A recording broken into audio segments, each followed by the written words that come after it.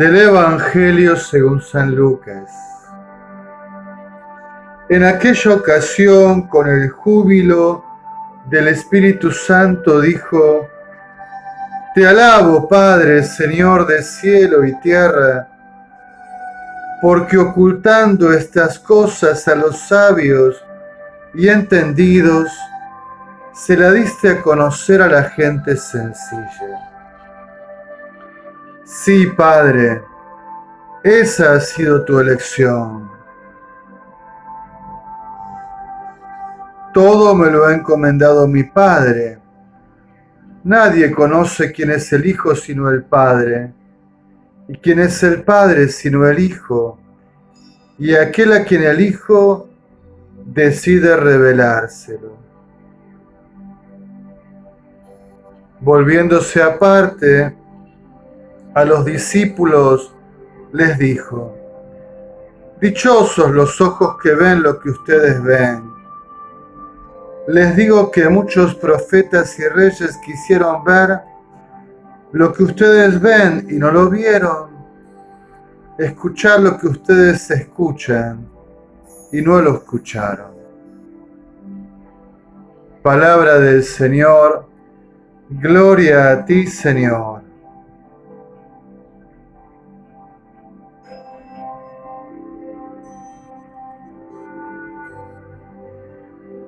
Te alabo, Padre, porque has revelado estas cosas a los pequeños, a los sencillos, a los humildes. En cambio, la has ocultado a los sabios y a los prudentes.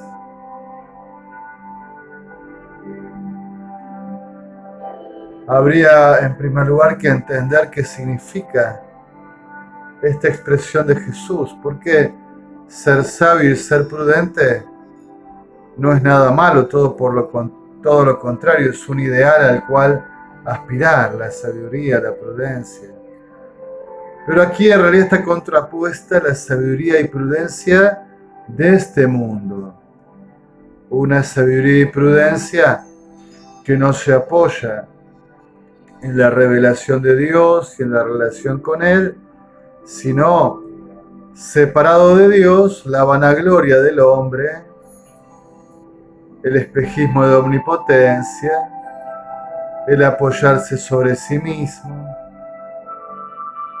En cambio, el sencillo, el pequeño, el humilde, que es alabado porque puede recibir la revelación del misterio de Dios y de su reino, no es una categoría sociológica, sino una categoría espiritual, por así decirlo.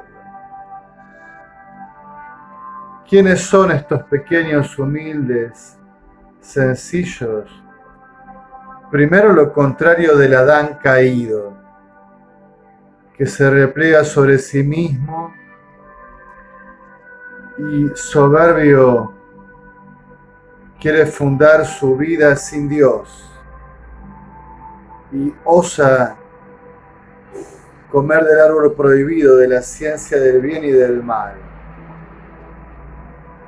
Ese Adán terreno rompe la sana dependencia con Dios, quiere fundarse en sí mismo y se aleja de la gracia, de la sabiduría divina.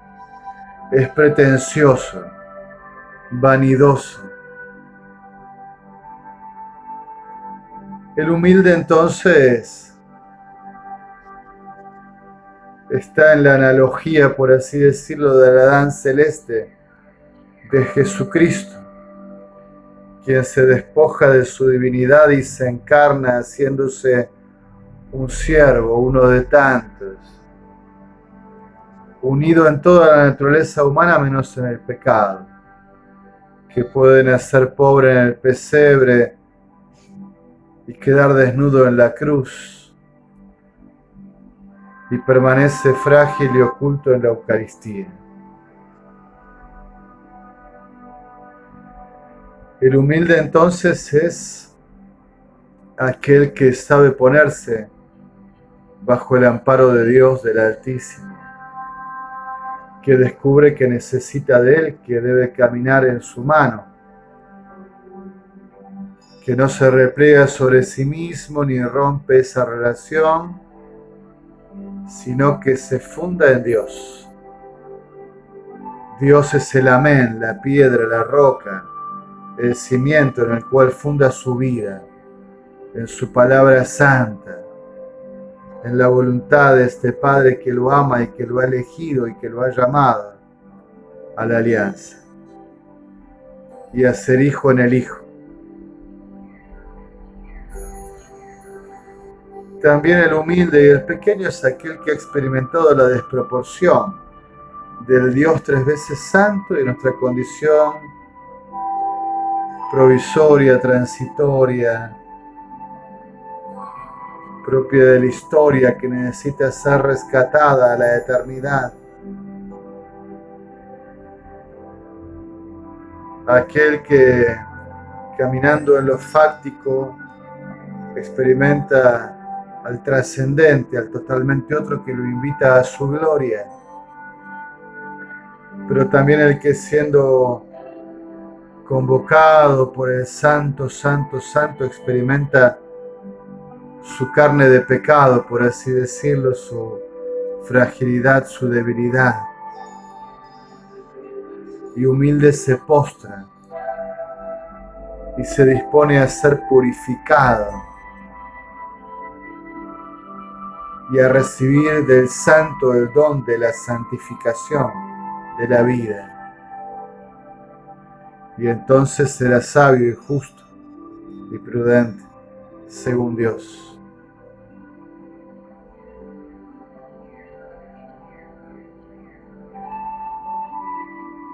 Jesús pondrá a veces como ejemplo de la humildad al niño, que vive siempre tomado de la mano de su Padre.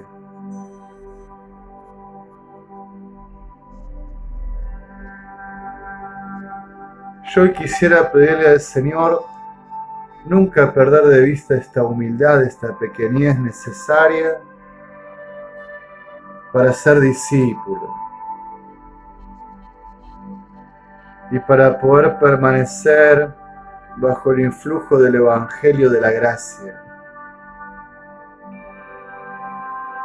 La humildad es una virtud principal, tan necesaria para la vida en el Espíritu. Sin humildad todo se arruina, todo se desorienta.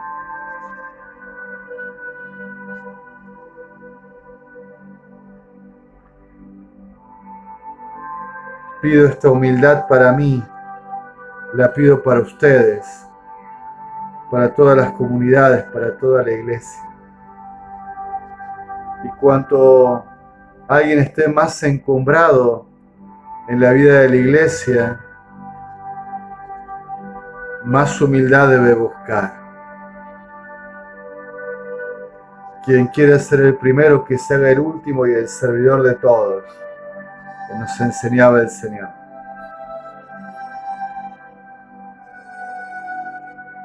Finalmente el Evangelio comenzaba diciendo que Jesús es movido al gozo por el Espíritu Santo. Es movido al gozo por el Espíritu que le hace reconocer como los sencillos y los pequeños, que en el Evangelio de Mateo es el nombre técnico para los discípulos pequeños, reciben su misión, lo reciben a Él, reciben el Evangelio del Reino, de la gracia, reciben al Hijo, conocen al Padre en su misterio insondable a través del Hijo.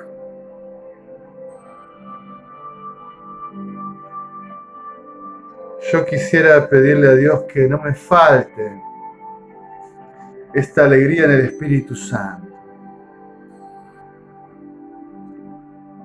que a veces confieso desde mi lugar de sacerdote y de pastor, se hace una alegría laboriosa, a veces difícil, de experimentar. Porque la humildad no es la virtud a veces que más destaca entre nosotros.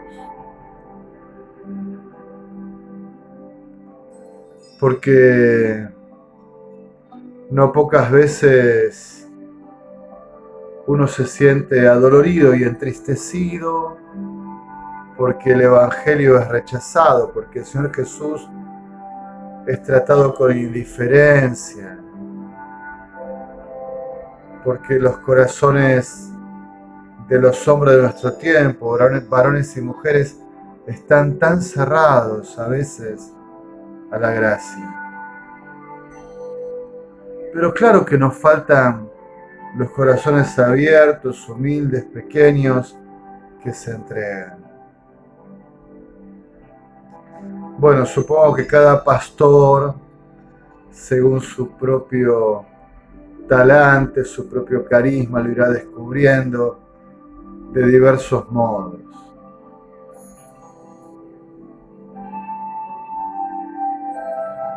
A mí de tanto en tanto me sorprende en la vida diaria esta apertura de hermanos y hermanas humildes a la gracia. Personalmente yo la experimento en la predicación de la palabra de Dios. Y me fascina contemplar estos procesos, por ejemplo, en la predicación de retiros espirituales. ¿Cómo cuesta que nuestra gente quiera hacer un retiro espiritual, una jornada espiritual? Qué desacostumbrados estamos a la oración profunda, a la escucha serena de la palabra de Dios, a hacernos tiempo tan ajetreados para dedicárselo al Señor. Lograr que un cristiano católico, por ejemplo, de nuestras comunidades parroquiales, le dedique un fin de semana al encuentro con Dios, es casi un milagro. Pero cuando pueden dedicárselo, cuando aceptan la invitación, es porque lo necesitan, porque la vida les surge, porque han alcanzado cierta pequeñez, cierta humildad de corazón, o porque ya vienen siendo trabajados por el Espíritu en el trato profundo. En los retiros espirituales uno percibe esa gracia, ¿no?, tan fuerte del encuentro con Dios, de la revelación, del descubrimiento de Dios, de su gracia, del asombro por su amor, por su paso.